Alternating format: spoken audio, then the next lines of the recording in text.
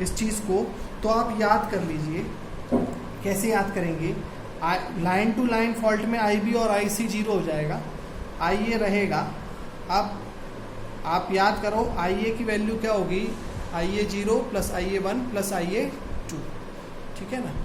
और IB की value क्या होगी, IA 0 plus lambda square IA 1 plus lambda IA 2।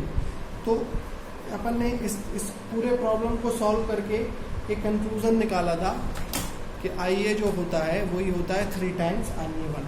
अब IA 1 कैसे निकालें? तो IA 1 क्या होता था, यहाँ से जो IA 1 है वो निकलेगा मेरा 3 times EA divided by Z1 plus Z2 plus Z0। अब अगर सब कुछ वैल्यू Z1 Z2 Z0 की पर यूनिट में है तो जनरेटर की को भी पर यूनिट में कन्वर्ट कर सकते हैं। 25 MVA 13.2 किलो वोल्ट पे MVA में कन्वर्ट करना मतलब 1 पर यूनिट इसको बोल देना। वही अगर हम बेस वैल्यू को अज्यूम कर लें इन दोनों को, तो ये हो जाएगा 3 × 1 divided by Z1 plus Z2 plus Z0 की वैल्यू हो जाएगी J0.7। तो आपको आंसर मिलेगा -J1.428। ये आपको पर यूनिट वैल्यू मिल जाएगी करंट की। ये लाइन टू ग्राउंड फॉल्ट का न्यूमेरिकल चल रहा है। अब हम IA1 3 टाइम्स से मल्टीप्लाई करके IA हमने पर यूनिट में तो निकाल लिया। अब हमें निकालना है IA एक्चुअल। तो IA एक्चुअल क्या होता है, per unit value into base value.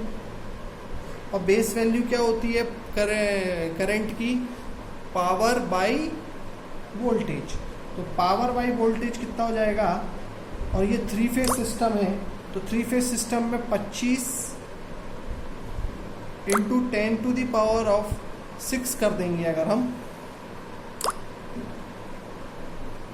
Divided by 13.2 kilo volt कर देंगे हम, है ना।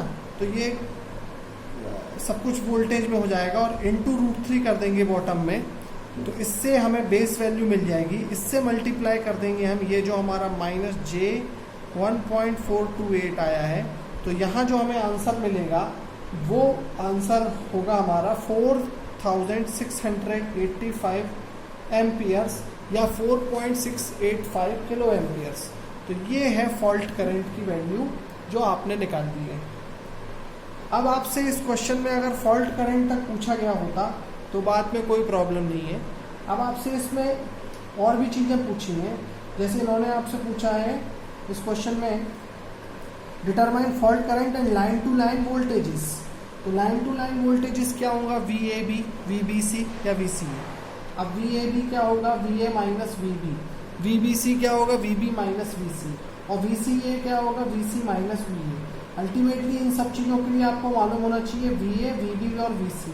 अब जब फॉल्ट लाइन टू ग्राउंड हुआ है तो VA तो 0 हो जाएगा क्योंकि यहाँ पर शॉर्ट हुआ, तो VA तो 0 हो गया। अब VB और VC का क्या है, VB और VC अपोजिट है, VB equal to minus VC हो गया हमारा, ठीक है। ये भी आपको समझ में आ जाता है। तो अब नहीं, VB equal to minus VC क्यों हो गया, हमें VB निकालना पड़ेगा और VC निकालना पड़ेगा। तो VB और VC निकालने के लिए हमें पॉजिटिव, नेगेटिव और जीरो सीक्वेंस कंपोनेंट यानी कि VB और VC निकालने के लिए VA1, VA0 और VA2 पता होना चाहिए। समझ में आ गया आप लोगों को हम क्या कर रहे हैं?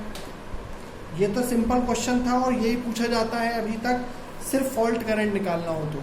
लेकिन अगर लाइन टू लाइन वोल्टेजेस निकालना है बेटा, यानी कि VAB निकालना है, VBC निकालना है और VCA निकालना है, तो VA माइनस VB होता है कि नहीं, VB माइनस VC होता है कि नहीं, VC माइनस VA होता है कि नहीं।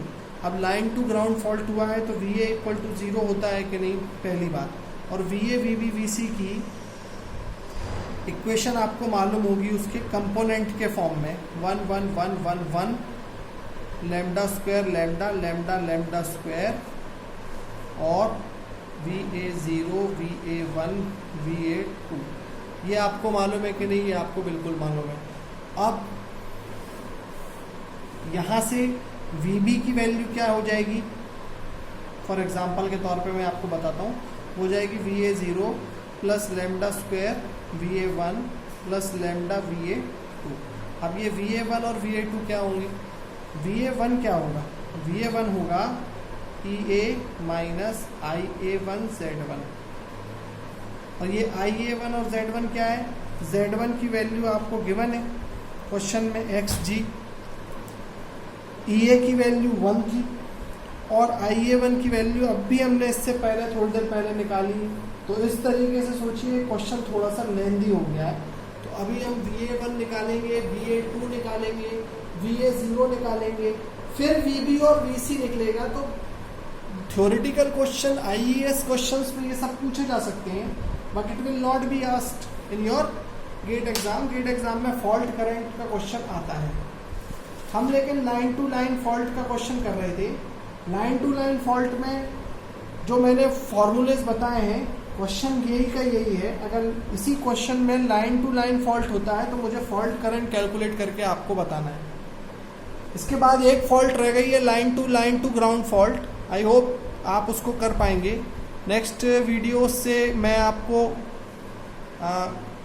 ये हमारा फॉल्ट का पोर्शन ख़त्म हो रहा है, तो जो भी नेक्स्ट टॉपिक है वो हम कवर करने की कोशिश करेंगे, मे बी रिएक्टर्स, और या तो फिर ये भी हो सकता है कि मैं अब थोड़ा सा न्यूमेरिकल पोर्शन को वेट देकर एक थ्योरेटिकल रिलेज का पोर्शन स्टार्ट करूँ। Hope it is clear to you. Thank you.